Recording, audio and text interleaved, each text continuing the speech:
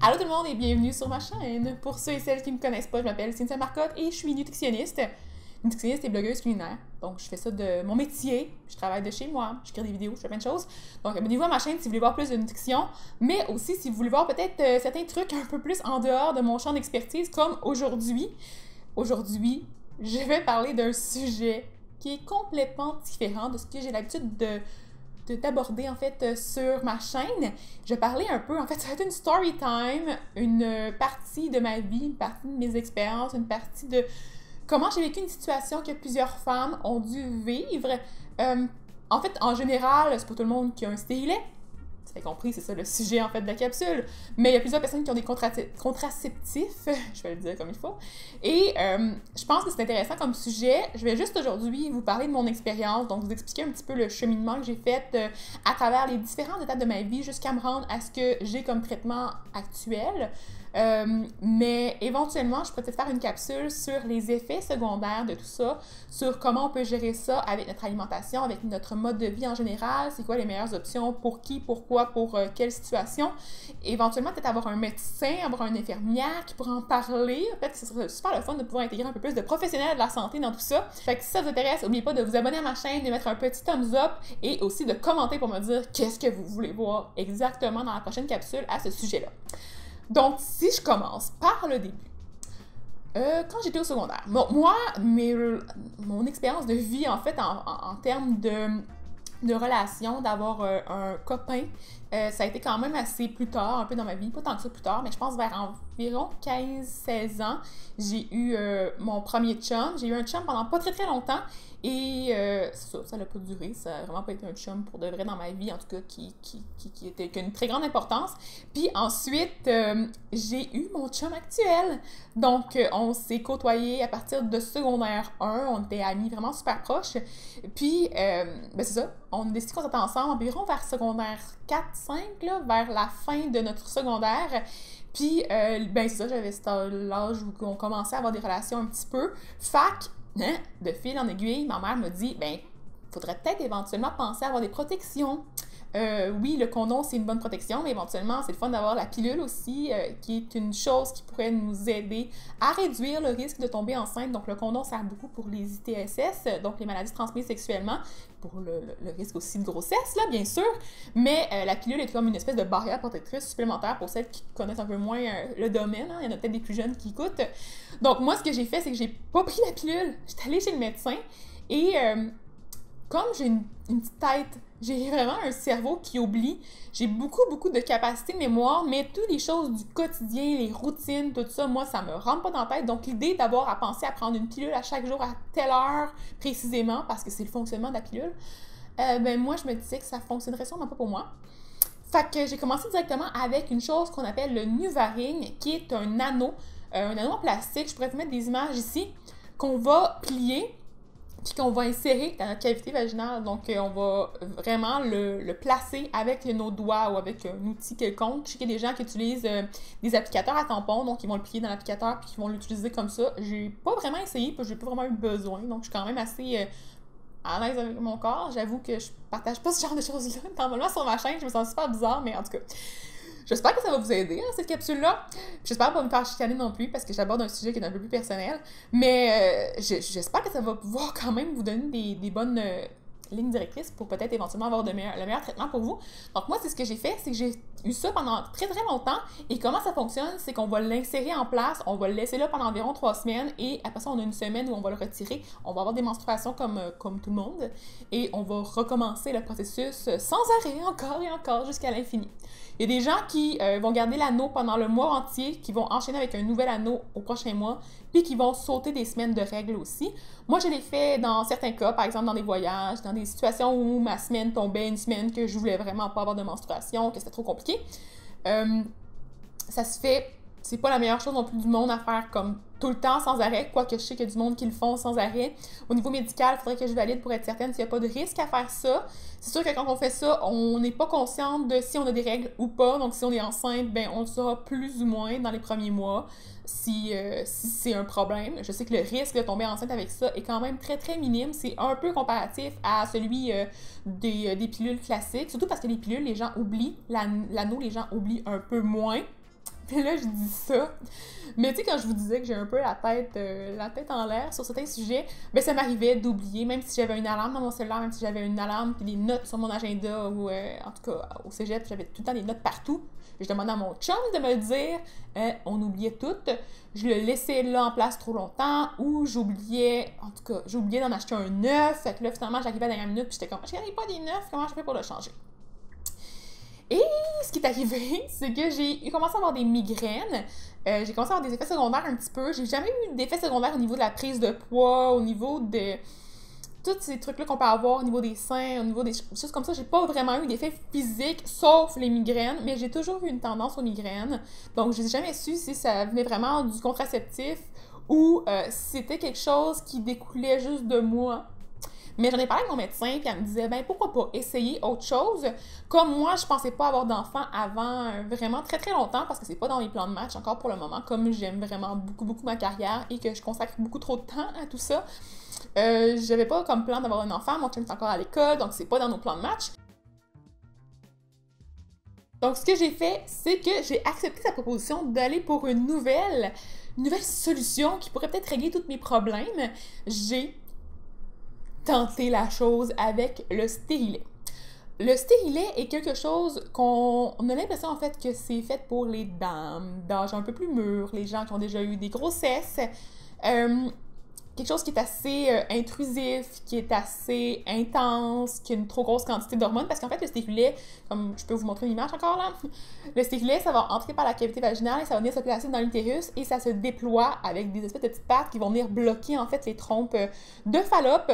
Puis, je suis pas très bonne en géographie. Oh, géographie de la femme. Mais, je dis n'importe quoi. E-boy. Cette capsule-là va être très pertinente. Mais, c'est ça vient bloquer physiquement, mais ça vient aussi bloquer avec des hormones. Donc, selon les différents stérilets, il y a différents types d'hormones, différentes combinaisons d'hormones, différents types de matières pour faire le stérilet en tant que tel. Et moi, j'en ai eu un qui était beaucoup plus petit. Je pense qu'il est un peu en plastique. Bref, il est vraiment moins invasif, intrusif. Il est moins traumatisant pour une jeune femme, pour une femme qui n'a pas eu d'enfant encore aussi. Mais là, on va venir au moment assez croustillant. Moi, j'ai eu le même copain pendant plusieurs années. En fait, ça fait 10 ans qu'on est ensemble, moi puis mon chum. Puis, le médecin n'a jamais cru intelligent d'avoir des examens de gynéco plus tôt.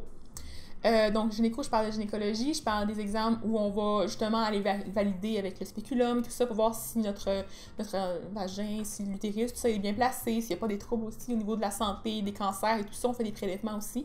J'ai pas eu ça avant très très longtemps, donc je pense que j'ai eu mon premier à 21 ans, justement parce que je voulais avoir un stérilet.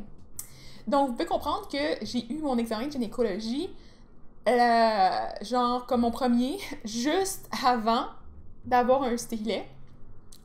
Ça n'a pas été ma meilleure expérience à vie. L'examen s'est fait faire par mon médecin à moi, qui est une femme. Ça a été très bien quand même. Elle était vraiment super gentille. Tout ça. L'examen en tant que tel a été très bien.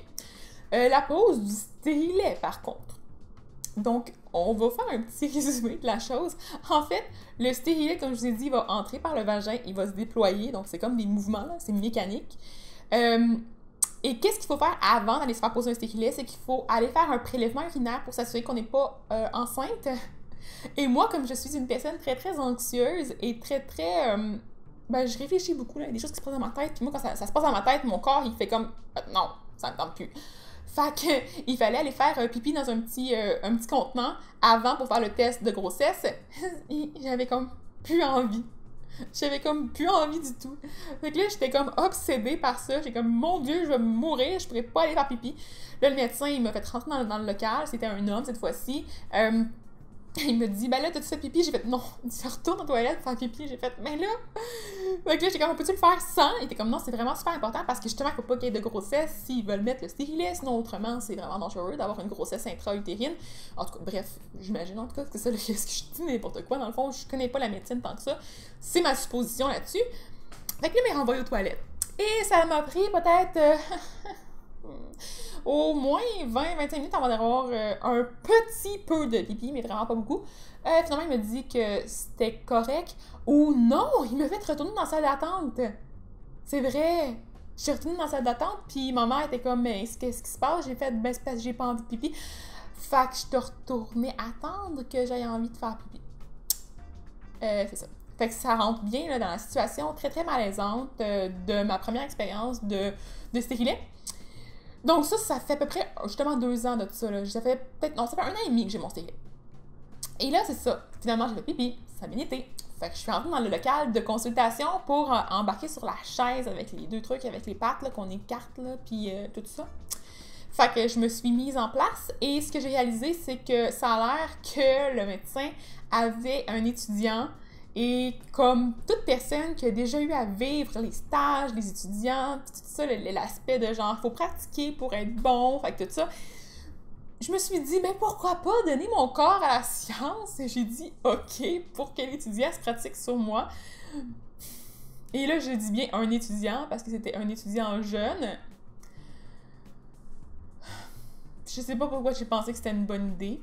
Parce que, justement, moi, je n'étais pas habituée. Lui, il était pas habitué.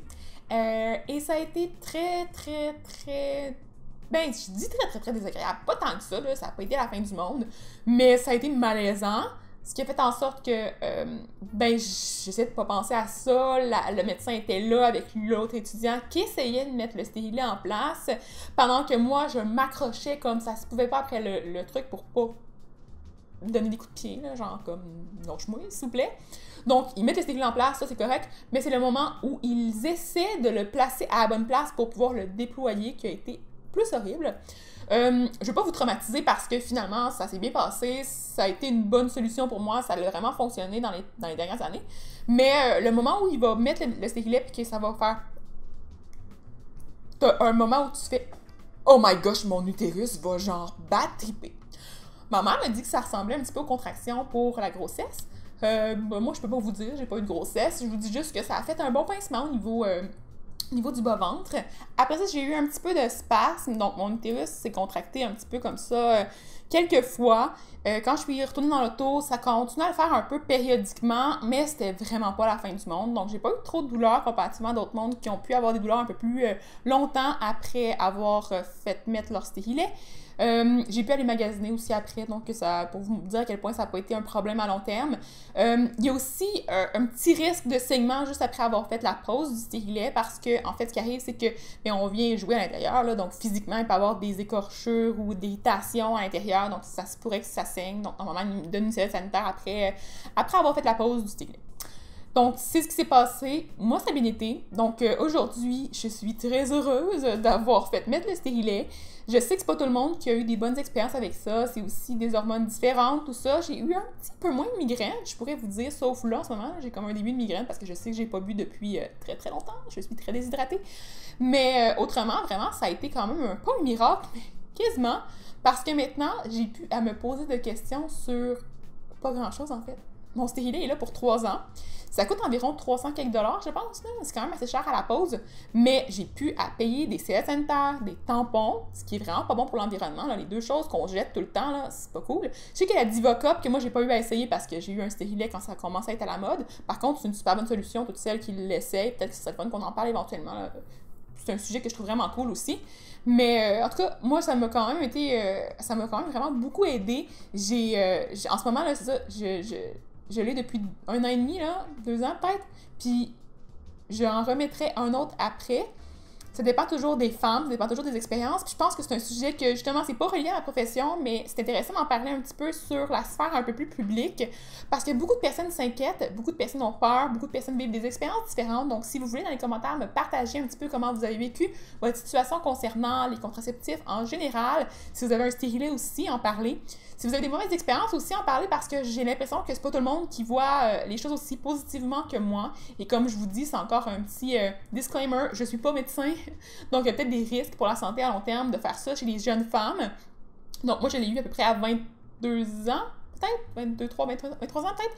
Mais je sais pas, hein, chez la femme un peu plus jeune, est-ce que c'est risqué? Est-ce qu'on préfère les contraceptifs oraux ou le NuvaRing ou les patchs dans ce cas-là?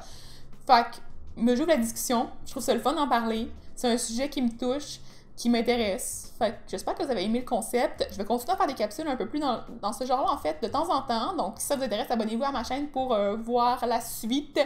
Et j'ai hâte de vous reparler avec des trucs de nutrition aussi. Donc, on va se revoir pour la suite. Bonne fin de journée. Bye!